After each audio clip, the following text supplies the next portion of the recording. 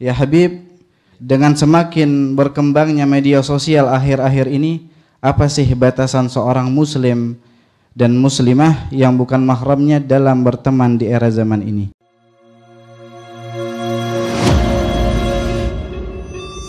Para hadirin yang muliakan Allah Ta'ala, maka kita ada batasan-batasan tertentu dalam berinteraksi dengan lawan jenis kita. Kenapa demikian? Karena Allah SWT telah firman dalam Al-Quran, وَلَا تَقْرَبُوا الزِّنَا إِنَّهُ كَانَ فَاحِشَةً وَسَاءَ سَبِيلًا. Sudah jelas ya, artinya sebetulnya tidak perlu ditafsiri itu. Nah, tapi mungkin bagi mereka yang tidak mendapatkan hidayah atau dibutakan Allah Ta'ala matanya dan ditulikan telinganya, sehingga dia tidak bisa menggunakan mata dan telinganya dan tidak bisa mencerna setiap ayat diturunkan kepadanya, ya, yaitu hendaknya kalian jangan mendekati zina. Jadi jangan sampai kita katakan, loh, yang dilarang kan zina, mendekati saja nggak boleh kok, apalagi zinanya, mendekati saja nggak boleh. Jadi melakukan suatu sebab-sebab yang menyebabkan kita akhirnya terjerumus ke dalam perbuatan zina, jangan dilakukan. Apalagi sampai berbuat zina, gitu. Mulai dari biasanya setiap orang itu kan lihat dari pandangan, ya. Kemudian setelah pandangan akhirnya kenalan, habis kenalan kemudian jatuh hati, lalu kemudian chattingan, lalu kemudian terjadilah sesuatu yang tidak diinginkan itu, sebagaimana diperincikan proses itu oleh Nabi SAW, bahwasanya setiap anggota badan manusia itu mempunyai bagian daripada perbuatan zina. Mata dengan memandang, ya, tangan dengan menggapai, kaki dengan berjalan, ya, melangkah. Lalu kemudian dibenarkan dan dipastikan, diimplementasikan oleh kemaluannya itu. Itulah perbuatan zina. Tapi semuanya punya bagian daripada zina. Gitu. Itu semua dilarang oleh Allah Ta'ala. Melihat, menyentuh, mendekati, melangkah ke tempat yang diharamkan, nggak dilarang oleh Allah Ta'ala. Gitu. Nah, jadi makanya nggak ada kaidah yang lebih baik daripada kaidah yang disebutkan oleh Nabi kita Muhammad dalam hadis tersebut. Man hama haulal hima yusyqa yaqafi. Awas, jangan siapa saja yang mendekati sesuatu yang dilarang, maka suatu waktu nanti dia akan terjerumus. Nah, oleh karena itu, maka kita nggak ada kepentingan dan bukan merupakan sebuah urgensi untuk kita itu berdekatan, berkenalan, duduk bersama dengan perempuan. Sama sekali tidak ada kepentingannya. Apa kepentingannya? Dari segi sosial, dari segi apapun, nggak ada kepentingannya. Laki-laki biarkan duduk sama laki-laki.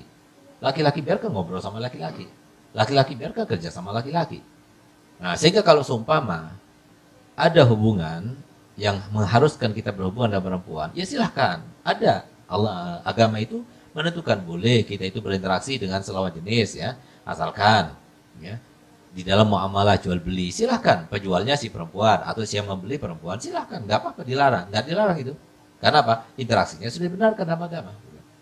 Atau dalam kesaksian silahkan, atau dalam mengajar dan belajar, nah, silahkan, nggak apa-apa gitu. Nah, begitu pula ketika seseorang itu akan lebih jauh, ya, ingin melangsungkan pernikahan, ya, melanjutkan hubungan itu dalam pernikahan, maka ada, silahkan. Tapi ada aturannya. Yang diatur dalam agama itu, ya, Allah SWT itu tidak menentukan segala sesuatu kecuali pasti ada hikmahnya. Allah Ta'ala mengatakan bahwasanya yang namanya suami istri itu akan merasa nyaman, ya, dan menyenangkan itu setelah dia itu menjadi suami istri, bukan selalu menjadi suami istri. Jadi jangan cari ketenangan dan kesenangan itu sebelum menjadi suami istri. Kan banyak orang yang menggunakan konsep itu di dalam menghalalkan sesuatu yang diharamkan oleh agama. Dan dia mengatakan, loh, kita ini kan pacaran itu kan tahap adaptasi. Ta'aruf itu adalah tahap untuk beradaptasi. Jadi supaya kita saling mengenal, saling tahu sifat dan sebagainya. Nah, gitu. Nah, jadi sebenarnya Allah Ta'ala tidak meletakkan yang namanya ketenangan, litaskunu ilaiha itu kita dapatkan setelah kita menikah dengannya. Dan subhanallah, buktinya ada orang, ya, yang dia itu sama sekali tidak kenal dengan calon istrinya itu. Begitu dia menikah, subhanallah, dia langsung jatuh cinta, langsung dia tidak bisa meninggalkannya. Si perempuan juga begitu, dia tidak pernah melihatnya dan sebagainya. Tapi subhanallah, dengan pernikahan yang diridhoi oleh Allah Ta'ala itu, kemudian keduanya itu saling saling mencintai dan saling membutuhkan, saling menutupi kekurangan, saling menerima kekurangan yang lainnya dan sebagainya. Itu semuanya tumbuhnya kapan? Setelah menikah. Nah, oleh karena itu maka di sini kalau seseorang sudah serius untuk menikah, maka diperbolehkan untuk ta'aruf. Tapi ta'arufnya itu sudah ditentukan oleh Allah SWT melalui lisan mulia Nabi Muhammad SAW yang kemudian diperincikan oleh para ulama bahwasanya boleh kita itu melihat seorang wanita yang akan kita nikahi. Jangan sampai kita itu tidak melihatnya. Paham? Jadi ada suatu negeri yang dia itu sama sekali kalau menikah nggak boleh lihat. Nah itu nggak melaksanakan sunnah Nabi gitu. Nah, kalau seumpama dia tidak bisa melakukannya karena mungkin aib ya, mungkin dia itu beralasan aib seumpama kalau soal dilihat, kalau nggak jadi gimana dan sebagainya. Silahkan kita kirim. Kita kirim istri kita, ibu kita, saudari perempuan kita, bibi kita dan sebagainya untuk melihat bagaimana perempuan itu. Sehingga nanti dijelaskan gini kira-kira gimana. Sudah oke. Nah, baru nanti berlanjut lebih serius lagi. Misalnya mau melihat gitu. Nah, karena apa? Ini sudah 60% mau gitu. Tinggal lihat sekali lagi gitu misalnya gitu. Nah, itu kan enggak apa-apa, itu diperintahkan oleh Nabi SAW. Unduri ilaiha. Jadi hendaknya kalau undur ilaiha, hendaknya kau lihat dia. Nah, untuk apa? Liyu'dama bainakuma, supaya antara kalian berdua itu langgeng.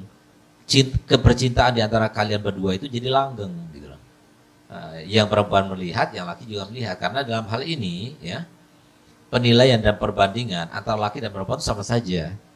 Kata Sayyidina Umar, sebagaimana perempuan itu ingin melihat suaminya itu dalam keadaan, sebagaimana seorang suami itu ingin melihat istrinya itu dalam keadaan cantik, dalam keadaan rapi, dalam keadaan harum badannya, maka si istri juga seperti itu. Dia berharap suaminya juga seperti itu, gitu loh. Sama, dalam hal itu sama saja. Gitu. Nah, oleh karena itu maka hendaknya melihat dulu diperintahkan, tapi melihat itu boleh kalau memenuhi syarat. Di antara syaratnya adalah dia tidak melihat kecuali wajah dan tangannya, gitu ya.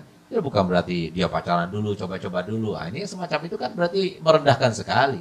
Seakan-akan tidak ada harkat dan martabatnya perempuan itu, murah sekali gitu. Nah, jadi seperti orang beli semangka dicoba dulu gitu. Kalau enak terus beli, kalau nggak enak dikembalikan lagi. Nah, kan nggak, itu nggak aci yang semacam itu gitu. Nah, yang jadi korban perempuan dalam hal ini. Oleh karena itu maka kalau serius maka silahkan datang pada orang tuanya, kemudian ingin melihat dulu gitu loh. Nanti ditemani oleh ayahnya atau ibunya ya. Nah, untuk melakukan saling melihat antara si calon suami dan calon istri ini. Nah, asalkan yang kedua asalkan wajah dan tangan saja. Jadi yang pertama sudah azam nih untuk nikah ya, bukan cuma iseng aja tapi sudah azam untuk nikah. Kemudian perempuan yang dilihatnya itu termasuk perempuan yang boleh untuk dinikahi. Nah gitu. Nah, kemudian setelah itu kita itu melihatnya itu ya, itu yang pertama kali yang disunahkan. Yang kedua kali itu hukumnya makruh. Nah, artinya boleh kita melihat lagi yang kedua kali, ketiga kali, keempat kali boleh. Nah, takutnya sampai akhirnya timbul fitnah dan sebagainya itu. Nah, oleh karena itu maka yang disunahkan itu ta'aruf itu hanya pertama kali itu melihat saja gitu ya. Kalau soal lebih ingin tahu ya lihat fotonya, itu boleh, dibolehkan dalam agama, bahkan itu sunnah ya.